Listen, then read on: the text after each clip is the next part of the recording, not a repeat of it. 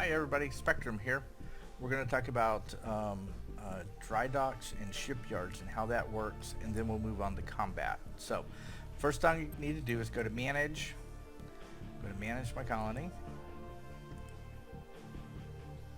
and it's going to come in, and you're going to see right here, dry dock hulls. And how that's achieved is you put workers into shipyards. Okay, so if workers into shipyards is 0, you're going to see that I can't work on any ships. And if workers are 0, you can't do anything at a shipyard.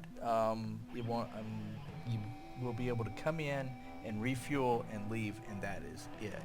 So the shipyard workers, the numbers that's needed are on the question mark. Go to the wiki and see how many that you need, but I know that the first one is 360 workers. So I'm just going to put everybody in for right now, 4.3. Hit enter, and you'll notice that I can work on and build 3 whole ships. Okay, all right, so first step, go in, manage the planet, and then set up the number of workers. So we're going to exit the planet, and we're going to go into the dry dock. Okay, so in the dry dock itself, we'll start at the top, come on our way down. Ship name over here, number of hulls. This is important. If you go into a dry dock that you don't have control over, make sure hulls is set to 3. Okay, now number of hulls is here. It goes from 3 to 200, and so very, very large. Ship mass, this is important. Ship mass and impulse drive have to match, so make sure that you have enough impulse to be able to push your ship mass, and those two numbers correlate together. Warp drive is a little more it's also based off of the mass, but there's not a correlation between the numbers. But if you look right to the right of this, it shows you the max warp that your ship can go. Okay, max warp is the point where you don't have to cool the engines with the fuel. Basically, hydrogen is the fuel, and then you pump the fuel to cool the engine. Okay, all right, so here we go. There is no bank here. That's only at Imperial bases. We have some ship types. I have the Raven, the Poleaxe, and our enemies. You can fake it to take them out and look like one of their ships if you want. Doesn't do anything for you. Just gives you a different hull. Okay. All ships are fully configurable, exactly the same. There is no differences. It is just the skin. Okay. All right, max hull used. I'm going to take off life support here, and I'm going to bring off fighter base. Now you'll see hull used. This space that's available right here is used for cargo. So if you're looking to go out and have cargo space, then take out life support and fighter base, and that will give you more space in a scout. Okay, all right. So I'm going to leave it that way. I'm actually going to increase my fuel tanks, which gives me more laser power, but that's going to cost 500, and that's where that comes in right here.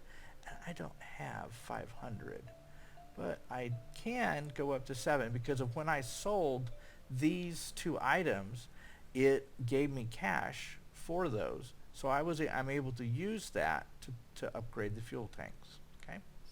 All right. Now we have forward weapon and forward shield. Right now they're lasers. We're going to add more as we proceed through early access and beyond. We have the aft laser and the aft shield. Okay, here again. And then we have life support, fighter bays, torpedo tubes, fuel tanks, and you can have up to 8 torpedo tubes. Impulse drive, you'll notice here it goes from 36 to 72. You can overbuy impulse drive. So if someone shoots your ship in the rear, it will take damage off of the extra, but it won't make you go any faster, but it gives you some more space as you're being shot, if that makes any sense. Okay. Same thing with the warp drive. You can overbuy it.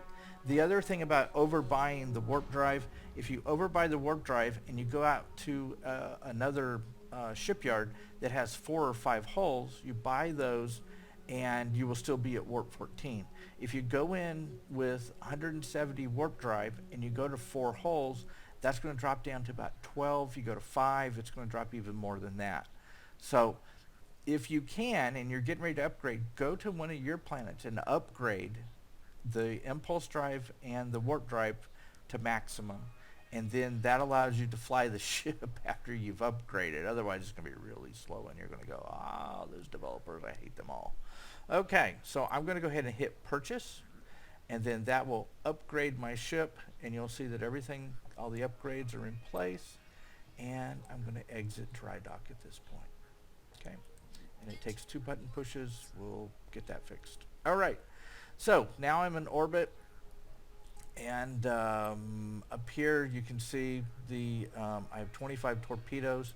If I go to the trading post, I can come over here. I don't have any torpedoes built on this planet yet, but to buy that, you grab the torpedo, you move it over into ship ammo, and you drop it. Now, since I can't buy any, there's none to buy, I can't do anything here, so I'm going to hit cancel. Okay.